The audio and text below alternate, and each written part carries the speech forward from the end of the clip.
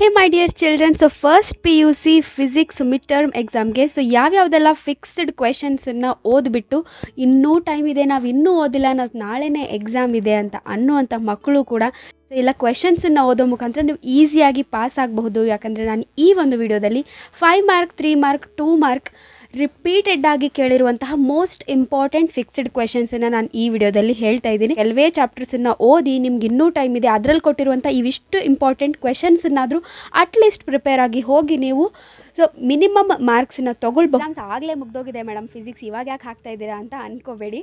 ಯಾಕಂದರೆ ಬೇರೆ ಬೇರೆ ಡಿಸ್ಟ್ರಿಕ್ಟಲ್ಲಿ ಬೇರೆ ಬೇರೆ ದಿನಗಳಲ್ಲಿ ಸಬ್ಜೆಕ್ಟ್ಗಳು ಬೇರೆ ಬೇರೆ ಸಬ್ಜೆಕ್ಟ್ ನಡೀತಾ ಇರೋದ್ರಿಂದ ಸೊ ನಾನು ಹಾಗೆ ಹಾಕ್ತಾ ಹೋಗ್ತಾ ಇರ್ತೀನಿ. ಸೊ ಯಾವ ಸಬ್ಜೆಕ್ಟ್ಗೆ ಹೆಲ್ಪ್ ಆಗುತ್ತೋ, ಯಾರಿಗೆ ಹೆಲ್ಪ್ ಆಗುತ್ತೋ ಅವರು ಉಪಯೋಗನ ಪಡ್ಕೊಳ್ಳಿ. ಸೊ ಬಯಾಲಜಿದಂತೂ ಕಂಪ್ಲೀಟಾಗಿ ಎಲ್ಲ ಅವೈಲೇಬಲ್ ಇದೆ. ಇನ್ನೂ ಉಳಿದಿರೋ ಟಾಪಿಕ್ಸು ಯಾವ್ಯಾವುದೆಲ್ಲ ನನಗೆ ಸಾಧ್ಯ ಆಗುತ್ತೆ 30th ಒಳಗಡೆ ನಾನು ಮತ್ತೆ ಯಾವ್ಯಾವ ಸಬ್ಜೆಕ್ಟ್ಸ್ದು ಏನೇನೆಲ್ಲ ವೀಡಿಯೋಸ್ ಅಪ್ಲೋಡ್ ಮಾಡೋದಕ್ಕೆ ಸಾಧ್ಯ ಆಗುತ್ತೆ ನಾನು ಮಾಡ್ತಾನೆ ಇರ್ತೀನಿ. ಸೊ ಹಾಗಾಗಿ ಸಬ್ಸ್ಕ್ರೈಬ್ ಮಾಡ್ಕೊಳ್ಳಿ ಚಾನಲ್ನ. ಸೊ ಕೀಪ್ ವಾಚಿಂಗ್, ನೋಟಿಫಿಕೇಷನ್ಸನ್ನು ಟರ್ನ್ ಆನ್ ಮಾಡ್ಕೊಳ್ಳಿ. ಸೊ ನಾನು ಯಾವುದೇ ಹೊಸ ವೀಡಿಯೋ ಹಾಕಿದ ತಕ್ಷಣ ನಿಮಗೆ ನೋಟಿಫೈ ಆಗುತ್ತೆ. ನಾನು ಎಲ್ಲ ಚಾಪ್ಟರ್ಸಿಂದ ಬರುವಂತಹ 5 ಮಾರ್ಕ್ನ ಕ್ವಶನ್ಸನ್ನು ಹೇಳ್ಬಿಡ್ತೀನಿ. ಸೊ ಪಾರ್ಟ್ ಡಿನಲ್ಲಿ ಕೇಳುವಂತಹ ಮೋಸ್ಟ್ ರಿಪೀಟೆಡ್ ಈ ಒಂದು 5 ಮಾರ್ಕ್ನ ಕ್ವಶನ್ಸನ್ನು ಹೇಳ್ತೀನಿ. ಸೊ ಇದರಲ್ಲಿ ನೋಡಿ, ನಿಮಗೆ define acceleration and deduce this equation v² = v0² + 2ax using VT graph. Okay, so ಈ ಕ್ವೆಶನ್ಸ್ ಏನಿದೆಯಲ್ಲ, so using VT graph right. So ಈ ಚಾಪ್ಟ್ರಿಂದ ಬರುವಂಥ ಈ 3 ಕ್ವೆಶನ್ಸ್ ಏನಿದೆಯಲ್ಲ, so they are very very important. ಯಾವುದಾದ್ರೂ ಒಂದನ್ನು ಕೇಳ್ತಾರೆ. Okay, next what is centripetal acceleration, derive an expression and show that trajectory of projectile is a parabola. Repeatedly ಕೇಳಿದ್ದಾರೆ ಈ ಕ್ವೆಶನ್ಸನ್ನು. Okay, so and state and prove law of conservation of linear momentum, ಇದು ಕೂಡ repeated ಆಗಿ ಕೇಳಿದ್ದಾರೆ. Next define torque, ಅದರ SI unit, ಇದನ್ನು ಇವನ್ 2 ಮಾರ್ಕ್ಸಲ್ಲೂ ಕೇಳ್ಬೋದು. ಆ್ಯಂಡ್ 5 ಮಾರ್ಕಲ್ಲಿ 2 + 3 ತರಹ ಸ್ಪ್ಲಿಟ್ ಕ್ವೆಶನ್ಸ್ ಕೇಳ್ಬೋದು.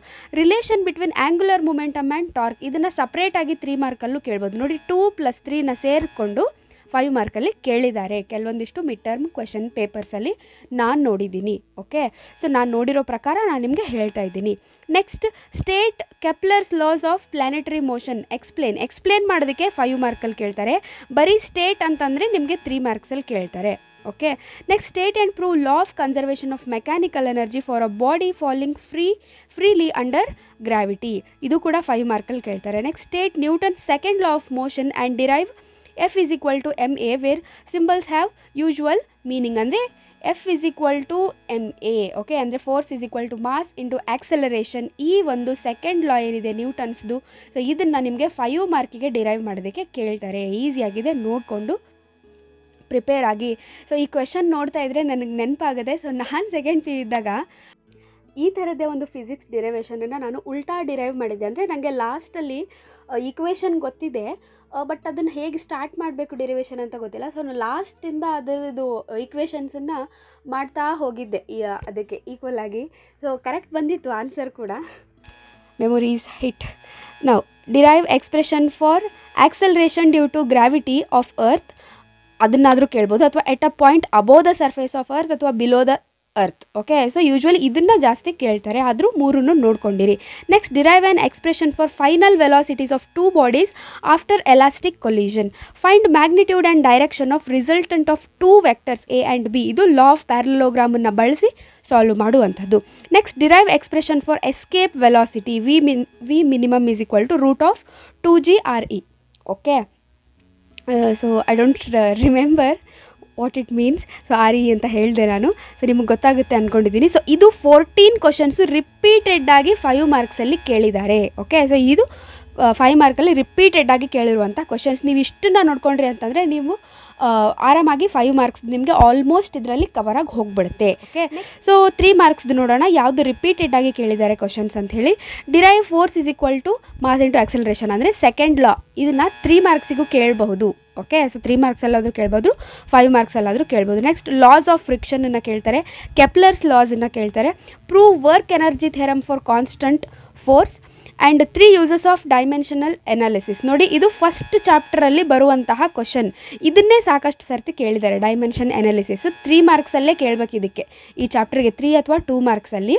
ಯಾಕಂದರೆ ಜಾಸ್ತಿ ವೇಟೇಜ್ ಇಲ್ಲ ಈ ಚಾಪ್ಟರ್ಗೆ, ಹಾಗಾಗಿ 3 ಮಾರ್ಕ್ಸ್ದು 2 ಮಾರ್ಕ್ಸ್ದು ಆ್ಯಂಡ್ 1 ಮಾರ್ಕ್ MCQಸಲ್ಲಿ ಈ ಚಾಪ್ಟರಿಂದ ನಿಮಗೆ ಕ್ವಶನ್ ಬರುತ್ತೆ, ಯೂನಿಟ್ಸ್ ಆ್ಯಂಡ್ ಮೆಜರ್ಮೆಂಟ್ಸ್ ಚಾಪ್ಟರಿಂದ.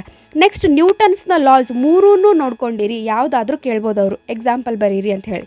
ಲಾನ ಸ್ಟೇಟ್ ಮಾಡಿ ಡೆಫಿನಿಷನ್ ಬರೆದು example. Next draw position time graph for an moving object with positive acceleration, negative acceleration, zero acceleration. ಯಾವುದಾದ್ರೂ ಎರಡನ್ನ ಕೇಳ್ಬೋದು ಅಥವಾ ಮೂರನ್ನ ಕೇಳ್ಬೋದು. ಓಕೆ, ಸೊ ಪ್ರಿಪೇರ್ ಆಗಿರಿ. Next define escape speed and write the expression. Next methods of reducing friction, disadvantages of friction and ಬೇರೆ ಬೇರೆ friction related questions ಏನು ಕೇಳ್ತಾರೆ ಅಂತ ಹೇಳಿ ನಾನು ನೆಕ್ಸ್ಟ್ ಹೇಳ್ತಾ ಹೋಗ್ತೀನಿ. State and explain law of parallelogram of vector addition. Okay, so ಇವೆಲ್ಲ ಇದಿಷ್ಟು ರಿಪೀಟೆಡ್ ಆಗಿ ಕೇಳಿರುವಂಥ 3 ಮಾರ್ಕ್ನ ಕ್ವಶನ್ಸ್. ಇದೇ ಬರುತ್ತೆ ಅಂತಲ್ಲ, ಬಟ್ ಇವನ್ನ ಫಸ್ಟ್ ಪ್ರಿಪೇರ್ ಆಗಿರಲೇಬೇಕು 3 ಮಾರ್ಕ್ಸಲ್ಲಿ.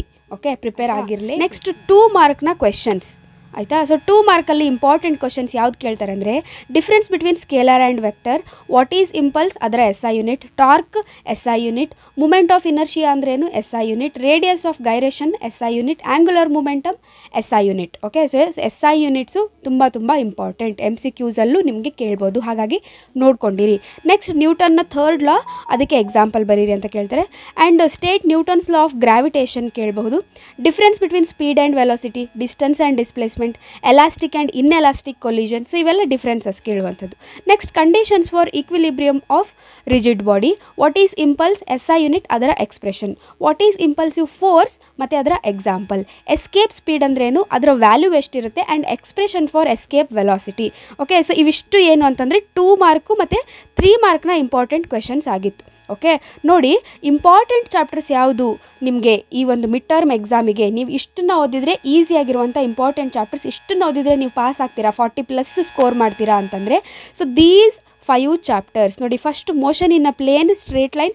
ಸೊ ನಾನು ಉಲ್ಟಾ ಬರೆದಿದ್ದೀನಲ್ವಾ, ಸ್ಟ್ರೇಟ್ ಲೈನ್ ಫಸ್ಟ್ ಬರಬೇಕಿತ್ತು, ಆಮೇಲೆ ಪ್ಲೇನು. ಫೈನ್.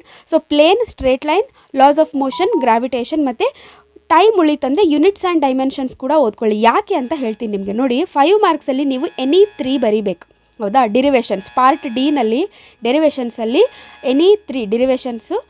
ಸೊ ಹಾಗಾಗಿ ಈ 4 ಚಾಪ್ಟರ್ಸನ್ನು ಓದಿದರೆ ನಿಮಗೆ 5 ಮಾರ್ಕ್ಸ್ದು ಬಂದುಬಿಡುತ್ತೆ. ಒಂದು ವೇಳೆ ಗ್ರಾವಿಟೇಷನ್ ಚಾಪ್ಟ್ರಿಂದ ಬರಲಿಲ್ಲ, ನ್ಯೂಮರಿಕಲ್ ಬಂದುಬಿಡ್ತು ಅದರಲ್ಲಿ ಅಂದ್ಕೊಂಡ್ರು, ನಿಮಗೆ ಈ 3 ಚಾಪ್ಟರ್ಸಿಂದ ನಿಮಗೆ 5 ಮಾರ್ಕ್ನ ಕ್ವಶನ್ಸನ್ನು ಅಟೆಂಪ್ಟ್ ಮಾಡ್ತೀರಾ. ಓಕೆ, ಸೊ 15 ಮಾರ್ಕ್ ಆಯಿತು.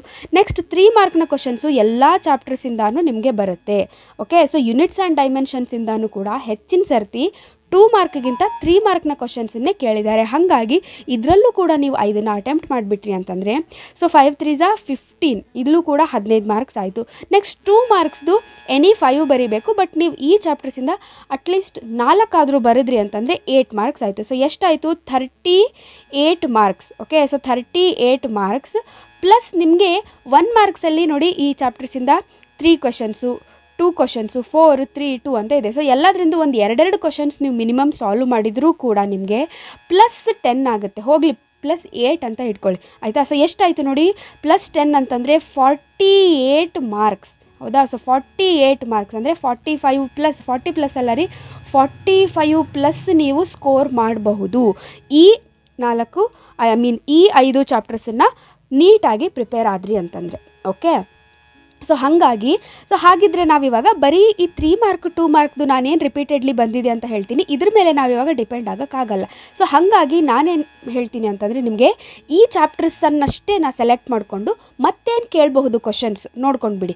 ಯೂನಿಟ್ಸ್ ಆ್ಯಂಡ್ ಡೈಮೆನ್ಷನ್ ಚಾಪ್ಟ್ರಿಂದ ಸಿಗ್ನಿಫಿಕೆಂಟ್ ಫಿಗರ್ಸ್ ಕೇಳ್ಬೋದು, SI unit of plane angle ಮತ್ತು ಸಾಲಿಡ್ ಆ್ಯಂಗಲ್ ಕೇಳ್ಬೋದು. ಯಾಕಂದರೆ ನಾವು ಚಾನ್ಸ್ ತೊಗೊಳ್ಳೋದು ಬೇಡ, ನಾವು 5 ಚಾಪ್ಟರ್ ಓದ್ತಾ ಇದ್ದೀವಿ ಅಂತಂದರೆ. ಸೊ ಎರಡು ಕ್ವಶನ್ಸ್ ಇದೆ, ಇವು ಎಕ್ಸ್ಟ್ರಾ 2 ಕ್ವಶನ್ಸ್ ಹೇಳ್ತಾ ಇದ್ದೀನಿ ಅಷ್ಟೇ. ಸೊ ಅವನೊಂದು ಸ್ವಲ್ಪ ಪ್ರಿಪೇರ್ ಆಗಿಬಿಡಿ. Next motion in a straight ಲೈನಲ್ಲಿ ಆಲ್ ಡೈಮೆನ್ಷನಲ್ ಫಾರ್ಮುಲಾಸ್ ನೋಡ್ಕೊಳ್ಳಿ, ಮತ್ತು ಅದರದ್ದು SI ಯೂನಿಟ್ಸನ್ನು ನೋಡ್ಕೊಳ್ಳಿ, ಅದೇ ಇಂಪಾರ್ಟೆಂಟ್ ಅದರಲ್ಲಿ. ನೆಕ್ಸ್ಟ್ ಮೋಷನ್ ಇನ್ ಪ್ಲೇನಲ್ಲಿ ಡಿಫೈನ್ ಸ್ಕೇಲಾರ್, ವೆಕ್ಟರ್ ಮತ್ತು definitions of types of vectors. Okay, so ಅದನ್ನು ಸ್ವಲ್ಪ ನೋಡ್ಕೊಳ್ಳಿ. Next explain law of triangle law of addition ಕೇಳ್ಬೋದು, ಪ್ಯಾರಲೋಗ್ರಾಮ್ ಲಾ ಆಫ್ ಎಡಿಷನ್ ಕೇಳ್ಬೋದು. ಸೊ ಇವು ಸ್ವಲ್ಪ ಇಂಪಾರ್ಟೆಂಟ್, ಇದನ್ನು ನೋಡ್ಕೊಳ್ಳಿ. Next difference between velocity acceleration ಕೇಳ್ಬೋದು, and derive expression for range of projectile, maximum height, time of flight. Okay, so ಇವಿಷ್ಟು motion in a ಪ್ಲೇನಲ್ಲಿ ಉಳಿದಿರುವಂಥ important ಕ್ವಶನ್ಸ್ಗಳು. ಮತ್ತು loss of ಮೋಷನ್ಸಲ್ಲಿ ಮತ್ತಿನ್ನೇನು ಕೇಳ್ಬೋದು ನಾನು ಹೇಳಿರೋದನ್ನು ಬಿಟ್ಟು ಅಂದರೆ, what is inertia, factors affecting inertia, types of inertia, ಇವುಗಳನ್ನು ಕೂಡ ಮಿಡ್ ಟರ್ಮ್ ಎಕ್ಸಾಮ್ಸಲ್ಲಿ ಕೇಳ್ತಾರೆ. ನೆಕ್ಸ್ಟ್ ಮೂಮೆಂಟಮ್ ಅಂದರೆ ಏನು, ಅದರ SI ಯೂನಿಟ್, ಫ್ರಿಕ್ಷನ್ನು, ಅದರ ಟೈಪ್ಸು, ಫ್ರಿಕ್ಷನ್ನಿನ ಮೆರಿಟ್ಸು ಅಂದರೆ ಅಡ್ವಾಂಟೇಜಸ್ಸು, ಡಿಸ್ಅಡ್ವಾಂಟೇಜಸ್ಸು ಮತ್ತು ರೆಡ್ಯೂಸಿಂಗ್ ಮೆಥಡ್ಸ್. ಹೆಚ್ಚಾಗಿ ರೆಡ್ಯೂಸಿಂಗ್ ಮೆಥಡ್ಸು ಮತ್ತು ಡಿಸ್ಅಡ್ವಾಂಟೇಜಸ್ಸನ್ನು ಜಾಸ್ತಿ ಕೇಳಿದ್ದಾರೆ. ಓಕೆ, ಡಿಸ್ಅಡ್ವಾಂಟೇಜಸ್ ಮತ್ತು ರೆಡ್ಯೂಸಿಂಗ್ ಮೆಥಡ್ಸನ್ನು ಜಾಸ್ತಿ ಕೇಳಿದ್ದಾರೆ. ನೆಕ್ಸ್ಟ್ ಗ್ರಾವಿಟೇಷನಲ್ಲಿ ಯೂನಿವರ್ಸಲ್ ಲಾ ಆಫ್ ಗ್ರಾವಿಟೇಷನ್ ಇದೊಂದು ನೋಡ್ಕೊಳ್ಳಿ. ಓಕೆ, ಸೊ ಇವಿಷ್ಟು ಉಳಿದಿರುವಂಥದ್ದು ಒಂದು ಎರಡೆರಡು ಕ್ವಶನ್ಸ್ ನಾನು ಹೇಳಿದೆ ಅಷ್ಟೇ, ಆಯಿತಾ. ಸೊ ಇವಿಷ್ಟು ಕ್ವಶನ್ಸನ್ನು ನೀವು ಪರ್ಫೆಕ್ಟ್ ಆಗಿ ಮೊದಲು. ಓಕೆ, ಸೊ ನಿಮ್ಮ ಫಿಸಿಕ್ಸ್ ಎಕ್ಸಾಮ್ ಚೆನ್ನಾಗಾಗುತ್ತೆ. So don't worry. ಆ ಉಳಿದಿರೋ 2 ಚಾಪ್ಟರ್ಸ್ ಏನಿದೆಯಲ್ಲ, ವರ್ಕ್ ಎನರ್ಜಿ, ಅದಾದ ನಂತರ ಸಿಸ್ಟಮ್ ಆಫ್ ಪಾರ್ಟಿಕಲ್ಸ್, ನಾನು ಈ ಚಾಪ್ಟರ್ಸಿಂದಾನು 5 ಮಾರ್ಕ್ ಕ್ವಶನ್ಸ್ ಕೊಟ್ಟಿದ್ದೀನಿ. ಯಾಕಂತಂದರೆ ನಾವು 5 ಮಾರ್ಕ್ನಷ್ಟೇ ನಾವು ನೀಟಾಗಿ ಪ್ರಿಪೇರ್ ಆಗಿಬಿಟ್ವಿ ಅಂದರೆ ಅಲ್ಲೇ ನಮಗೆ 15 ಮಾರ್ಕ್ಸ್ ಬರುತ್ತೆ. ಹಾಗಾಗಿ ಅವುಗಳನ್ನು ನಾನು ಕೊಟ್ಟಿದ್ದೀನಿ. ಇಲ್ಲ ಮೇಡಮ್ ನಾವು ಇವನ್ನಷ್ಟೇ ಇದೇ ಚಾಪ್ಟರ್ಸ್ದಷ್ಟೇ ನಾವು ಪರ್ಫೆಕ್ಟಾಗಿ ಓದ್ಕೊಳ್ತೀವಿ ಅಂತಂದರೆ ಫೈನ್, ಅವನ್ನಷ್ಟೇ ಆದರೂ ನೀವು 5 ಮಾರ್ಕ್ಸ್ದು ಪ್ರಾಕ್ಟೀಸ್ ಮಾಡಿ. 3 ಮಾರ್ಕ್ನ ಕ್ವಶನ್ನು, 2 ಮಾರ್ಕ್ನ ಕ್ವಶನ್ಸ್ ಮತ್ತು ನಾನು ಹೇಳಿರುವಂಥ ಇಷ್ಟು ಕ್ವಶನ್ಸನ್ನು ನೀವು ಇಷ್ಟೇ ನೋಡ್ಕೊಂಡ್ರಿ ಅಂತಂದರೆ ನೀವು ಈಸಿಯಾಗಿ ಪಾಸ್ ಆಗ್ತೀರಾ ರೀ. ಆ್ಯಂಡ್ 40+ ಕೂಡ ಸ್ಕೋರ್ ಮಾಡಬಹುದು. ಆ್ಯಂಡ್ ನೀವು ಈ ಕ್ವಶನ್ ಪೇಪರ್ ಈಸಿ ಇತ್ತಂದರೆ 50 ಸ್ಕೋರ್ ಮಾಡಬಹುದು ನೀವು, ಹೌದಾ. ಸೊ ಚಿಂತೆ ಇಲ್ಲ, ರೈಟ್. ಸೊ ಹಾಗಾಗಿ ಕಡಿಮೆ ಟೈಮ್ ಇರೋರಿಗೆ ನಾನು ಈ ಒಂದು ಸ್ಟಡಿ ಪ್ಲ್ಯಾನನ್ನು ಹೇಳ್ತಾ ಇದ್ದೀನಿ, ಆಯಿತಾ. ಸೊ ನಿಮ್ಮ ಎಕ್ಸಾಮ್ ಹೇಗಾಯಿತು ಅಂತ ಹೇಳಿ ನನಗೆ ಎಕ್ಸಾಮ್ ಮುಗಿದ ಮೇಲೆ ಕಮೆಂಟ್ ಮಾಡಿ ತಿಳಿಸಿ, ನಿಮಗೆ ಹೆಲ್ಪ್ಫುಲ್ ಆಯಿತಾ ಆ ವಿಡಿಯೋ ಅಂತ ಹೇಳಿ. Well my dear children, all the very best for exam.